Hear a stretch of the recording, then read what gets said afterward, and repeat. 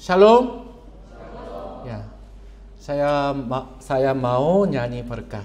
Ya. 사랑하고 축복합니다. 사랑하고 축복합니다. 사랑하고 축복합니다. 사랑하고 축복합니다. Tuhan mengasihimu, Tuhan berkatimu, Tuhan mengasihimu, Tuhan berkatimu, Tuhan mengasihimu, Tuhan berkatimu, Tuhan mengasihimu, Tuhan berkatimu. 할렐루야. 사랑하고 축복합니다. Udah tahu? Ya, luar biasa ya. Sebelum 1 bulan saya mendengar tema ini itu pengorbanan orang kudus. Itu dari Pak Gipin.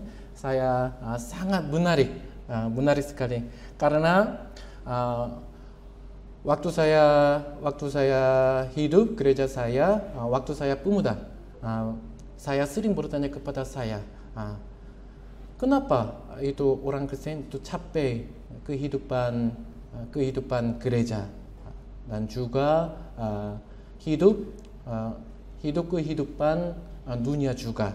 Jadi saya sering bertanya. Karena waktu saya melihat jemaat gereja saya dan teman-teman saya dan saya juga itu capek dan tidak menarik, ya, tidak ada semangat. Bagaimana gereja ini? Waktu mendengar itu pengorbanan orang kudus, itu rasanya bagaimana? Senang?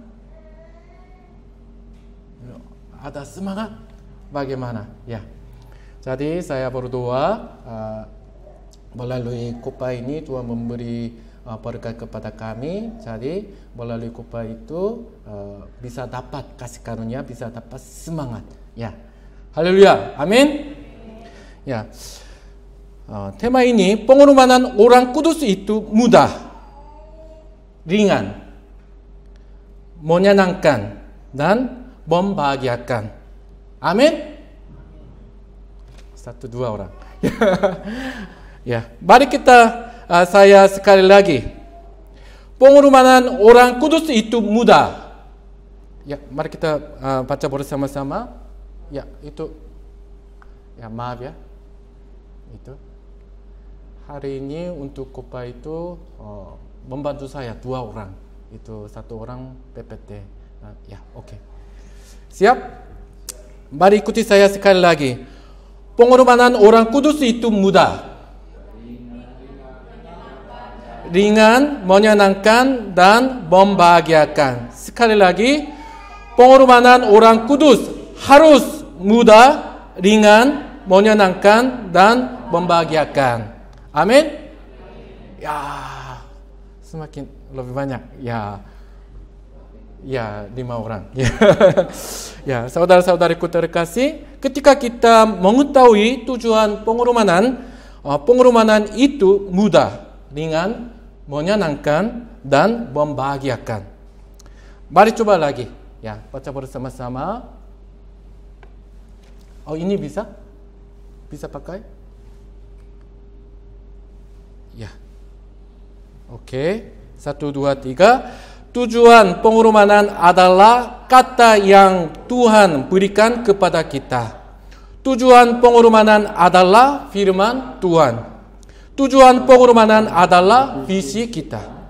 Tujuan pengorbanan adalah impian kita. Ya. Saudara-saudari, ada sebuah firman yang Tuhan berikan kepada Yesus.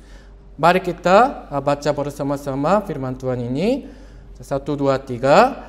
Sebab di dalam Dia supaya anak kudus dan tak bercacat di hadapannya.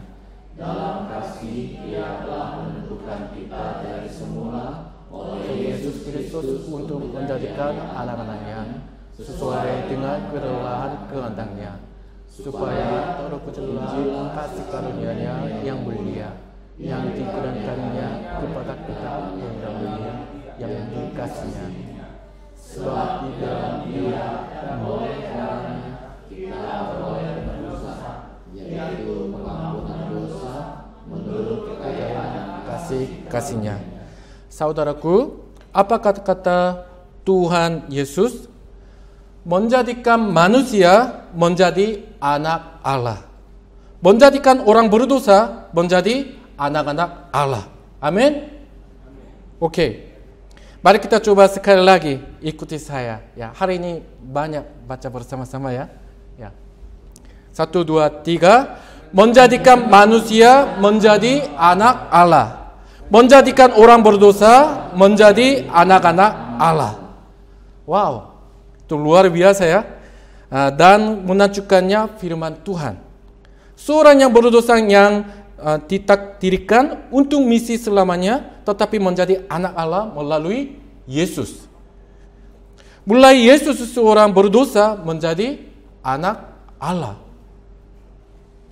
Jadi firman yang diberikan Tuhan menjadi visi bagi Yesus. Firman Tuhan menjadi mimpi bagi Yesus. Jadi Yesus adalah berkorban untuk mimpi itu.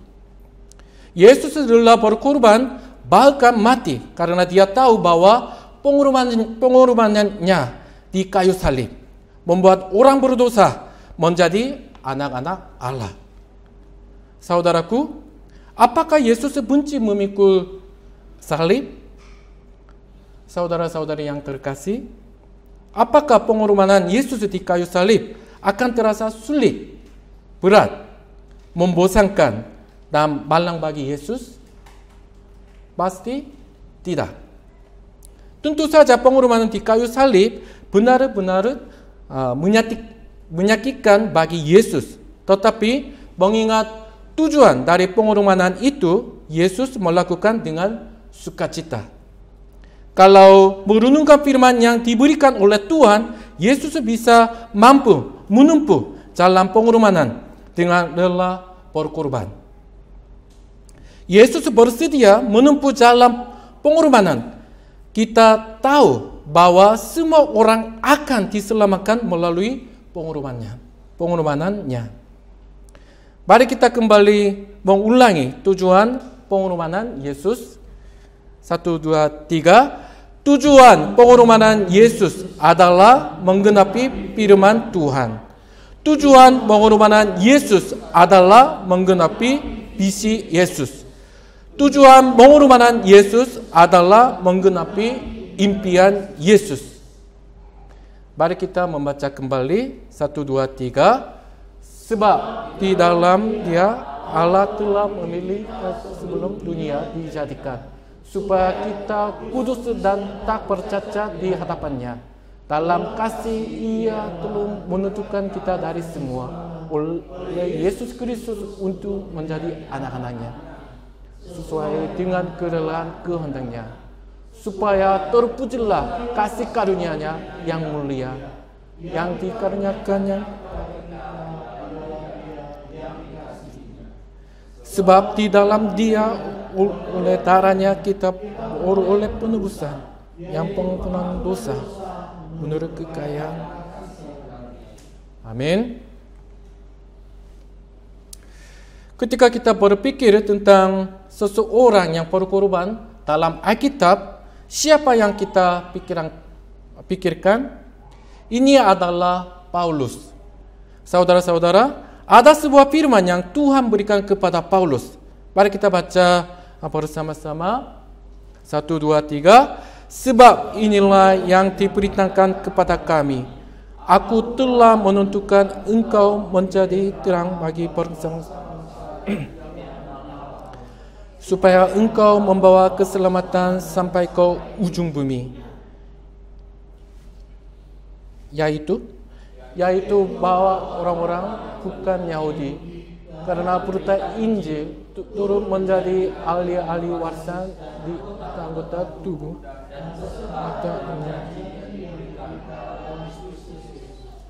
Dari Injil itu, aku telah menjadi pelayanannya menurut pemberian kasih karunia Allah yang dianugerahkan kepadamu sesuai dengan pekerjaan kuasa-Nya. Saudara-saudariku, apa yang Tuhan katakan kepada Paulus? Semangatnya, ya. Baca bersama-sama, 1, 2, 3. Menjadikan orang-orang bukan Yahudi sebagai pewaris kerajaan surga melalui Yesus Kristus. Membawa orang bukan Yahudi ke dalam keluarga Allah melalui Yesus Kristus. Menjadikan orang-orang bukan Yahudi hidup sebagai orang-orang yang memiliki janji-janji Allah melalui Yesus Kristus. Membuat orang bukan Yahudi hidup sebagai orang-orang yang memiliki pengharapan kekal melalui Yesus Kristus. Melalui Paulus, orang bukan Yahudi akan diselamatkan sampai ke ujung bumi. Wow, itu juga menunjukkan kata-kata yang Tuhan berikan kepada Paulus. Apakah Paulus akan bahagia atau tidak? Pasti berbahagia. Paulus sangat senang dan bahagia sampai Paulus tidak bisa tidur ketika Paulus memikirkan kata-kata yang Tuhan berikan kepada Paulus. Paulus, melalui kamu semua orang bukan Yahudi akan diselamatkan. Paulus, melalui kamu semua orang bukan Yahudi akan waris kerajaan surga. Haleluya. Jadi, kata yang Tuhan berikan menjadi visi bagi Paulus. Firman Tuhan menjadi mimpi bagi Paulus. Jadi Paulus dengan senang hati berkorban untuk mimpi itu. Paulus adalah menempuh jalan pengorbanan karena dia tahu bahwa semua orang akan diselamatkan melalui pengorbanan Paulus. Mari kita membaca pengakuan Paulus bersama-sama. 1, 2, 3. Sebab yang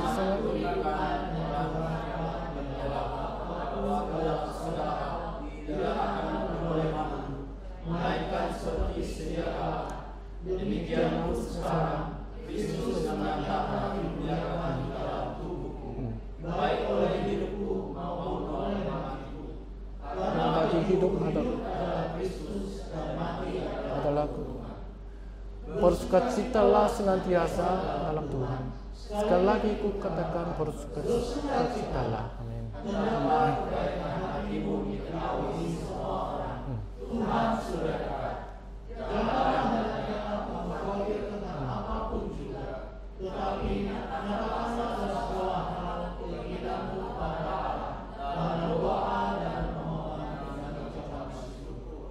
Damai sejahtera Allah Bapa melampaui segala akal.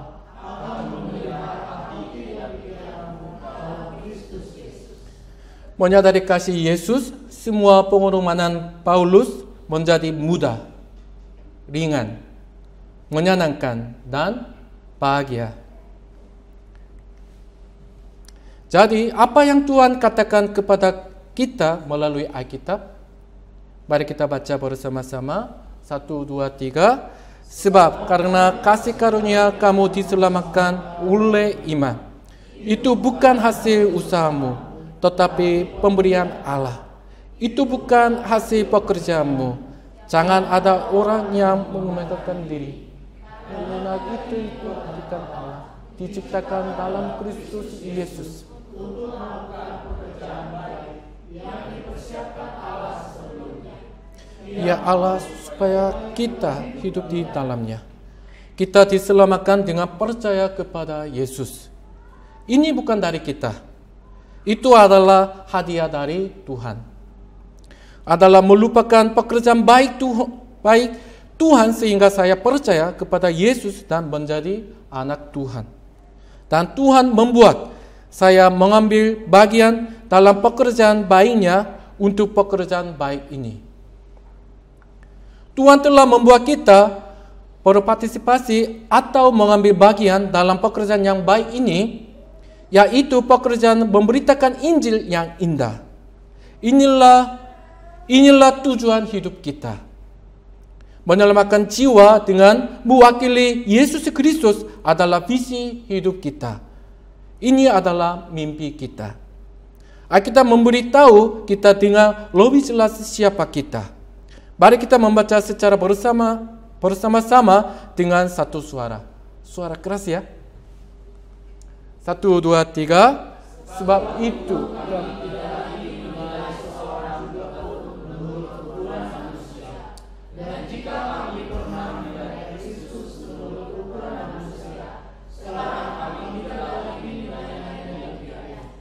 jadi siapa yang ada di dalam Kristus, ia adalah ciptaan baru.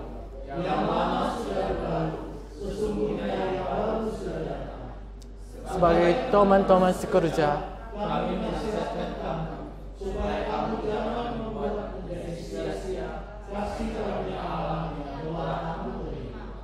sebaliknya dalam segala bahwa kami adalah pelayan Allah, yaitu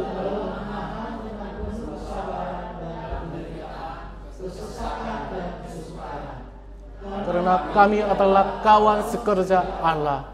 Kamu adalah ladang Allah, bangsa Allah. Ialah membuat kami juga sanggup menjadi pelayan-pelayan dari suatu pelajaran baru.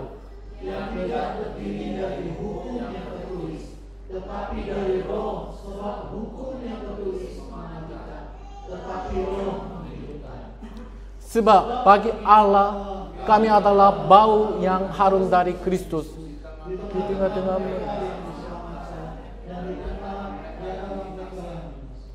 Karena telah ternyata bahwa kamu adalah surat Kristus yang ditulis oleh pelayan kami, ditulis bukan manusia,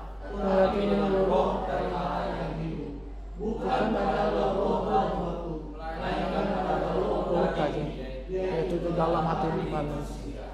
Demikianlah hendaknya orang memandang kami sebagai hamba-hamba Kristus yang kepadanya dipercatatkan rahasia Allah. Jadi kami ini adalah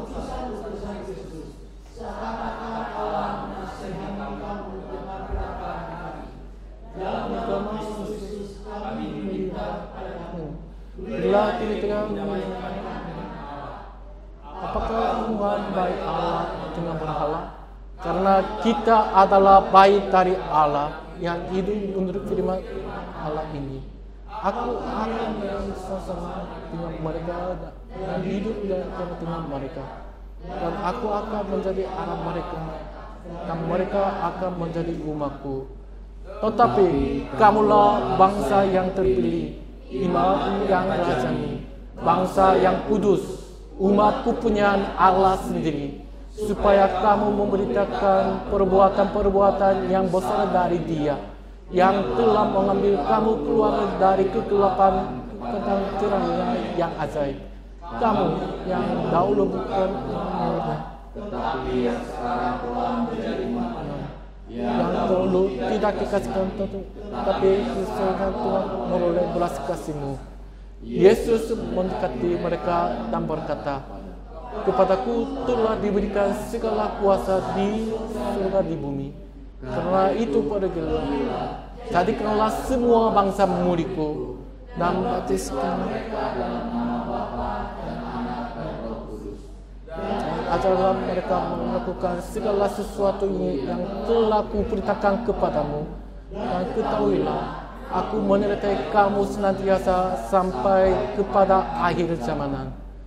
Tetapi kamu akan menerima kuasa Roh Kudus dan kamu menjadi istriku di Yerusalem dan Samaria dan sampai ke ujung. Kalimat-kalimat yang kita baca ini sekarang adalah apa yang Tuhan telah katakan kepada kita. Saya akan bertanya lagi, apakah Anda percaya bahwa Anda adalah pelayan Allah? Amin. Apakah Anda percaya bahwa Anda adalah kawan sekerja Allah? Apakah Anda percaya bahwa Anda adalah surat Kristus? Apakah Anda percaya bahwa Anda adalah utusan-utusan Kristus? Apakah Anda percaya bahwa Anda adalah saksi Kristus? Apakah Anda percaya bahwa Anda adalah misionaris Allah untuk menyebarkan Injil yang indah? Amin. Amin. Semua amin. Haleluya. Tuhan berbicara kepada kita melalui Alkitab.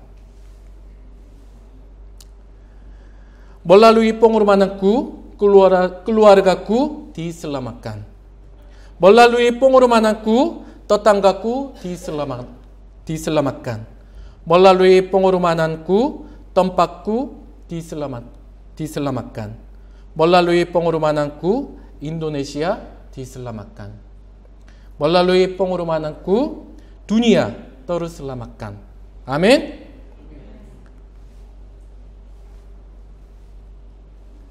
Bagaimana jika orang yang percaya kepada Yesus hidup dalam pengorbanan kita? Hidup beriman akan membuat kita bahagia. Percaya kepada Yesus menjadi kebanggaan terbesar kita. Hidup sebagai utusan Allah menjadi menyenangkan. Kita akan percaya dan mencintai Yesus lebih lagi. Haleluya. Dan bagaimana dengan melihat anak-anak Tuhan diselamatkan melalui pengorbanan kita? Kita semakin menyadari bahwa kita adalah benar-benar utusan Allah. Kita semakin menyadari bahwa kita adalah kawan sekerja Allah di dalam Yesus Kristus. Kita semakin menyadari bahwa kita adalah anak-anak Allah yang akan hidup dalam kerajaan surga yang kekal. Menyadari bahwa melalui pengorbanan kita adalah umat Tuhan, keluarga Tuhan, yang utusan Tuhan adalah hadiah terbesar dalam hidup kita. Sekarang kesimpulan dari khotbah hari ini.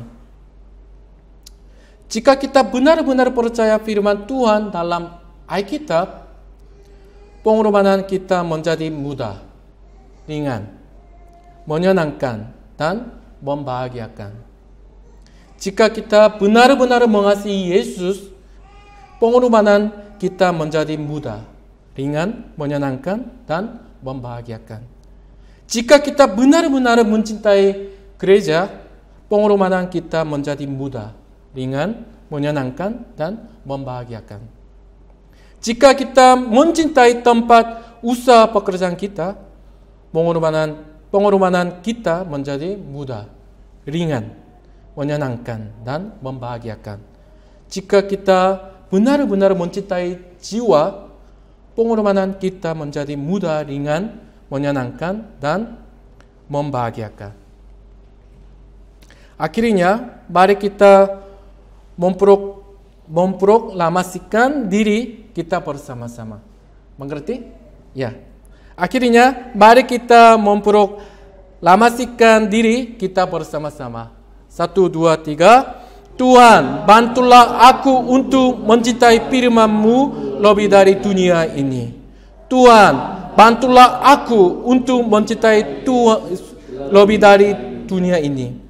Tuhan, bantulah aku untuk mencintai jiwa-jiwa lebih dari dunia ini. Mari kita berdoa. Bapa di surga, terima kasih Tuhan. Tuhan, kami bertobat. Kami bertobat bahwa kami tidak hidup seperti anak Allah. Tuhan, kami bertobat. Kami bertobat dari tidak percaya Yesus dan hidup lebih mengandalkan dunia. Tuhan, kami bertobat. Kami bertobat karena hidup menurut visi dunia daripada visi yang Tuhan berikan kepada kami. Tuhan, kami bertobat. Daripada menyelamatkan nyawa orang, kami bertobat bahwa kami menjalani kehidupan yang mengutuk dan mengancam orang dengan kata-kata dan tindakan kami. Tuhan, bantulah kami untuk hidup sebagai orang yang mengenal cinta sejati di dalam Yesus. Tuhan, bantulah kami untuk hidup sebagai orang yang memiliki pengharapan sejati di dalam Yesus. Tuhan, bantulah kami untuk hidup sebagai orang yang memiliki sukacita sejati di dalam Yesus. Tuhan, tolonglah kami untuk hidup sebagai orang yang memiliki iman sejati di dalam Yesus. Tuhan, tolonglah kami untuk hidup sebagai orang yang memberitakan Injil yang benar di dalam Yesus. Tuhan, bantulah kami untuk hidup sebagai orang yang paling mencintai firman Tuhan di dalam Yesus. Tuhan, tolonglah kami untuk hidup sebagai orang yang paling mengasihi Yesus dari segalanya. Tuhan, tolonglah kami untuk hidup sebagai orang yang menyelamatkan jiwa-jiwa di dalam Yesus. Dalam nama Yesus Kristus kami berdoa. Amin.